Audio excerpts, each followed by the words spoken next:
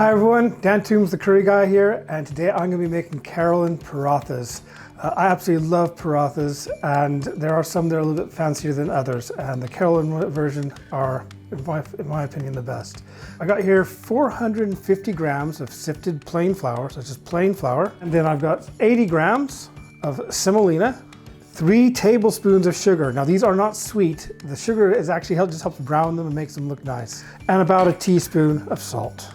And I'll mix that around a little bit with my hands. Now I've got 300 milliliters of water here. That's just warm water. I'm just gonna slowly add it around the edges. All we're doing here is we're trying to bring this dough together into a nice, slightly sticky dough. Just roll it out. Let's pour a little bit of flour. And I'm just gonna knead it like this for about 5 minutes. Just wanna get it into a nice dough ball. All right, so this just needs to sit for about a half hour covered. 5 hours is better, overnight's even better, just to let those glutens do their thing. All right, so I've got a dough ball which has been sitting for about 5 hours now, and I'm gonna show you how to roll it out. What we're gonna do is we're gonna take it, we're gonna make it in to just a nice big chunk, and I'm going to cut that into about 6 different pieces. I'm just gonna make these into about 6 different balls. As you see here, stuffing it from the bottom makes a perfect little dough ball there. Okay, so now I need to oil this just lightly, a light film of oil all over this board.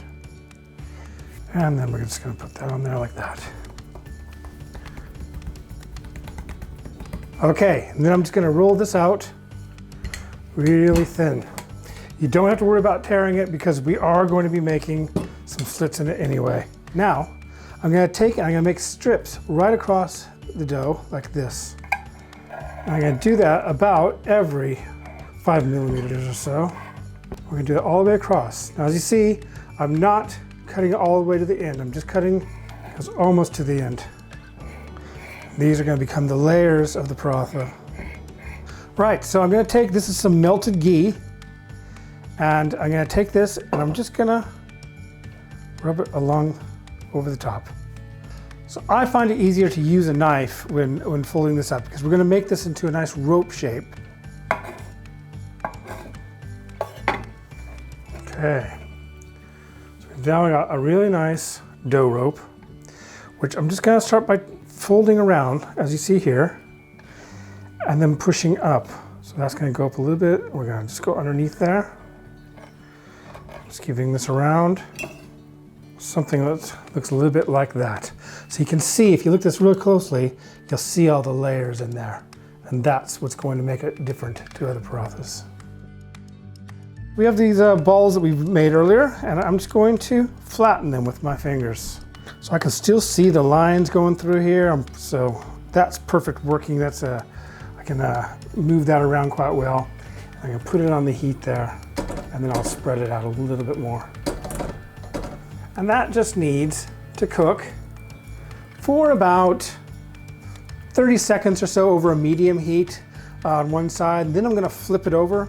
I'm just gonna keep cooking it until those layers start to come apart. You'll start seeing them cooking, and that's when you know it's ready. All right, so there's only one last thing to do, or actually 2 things to do, because I want to try it as well. But right now we are going to take this stack of parathas, and I'm just gonna bash them. And that brings out the layers. Look at those. Oh yeah. Look at all those layers that are coming out of there.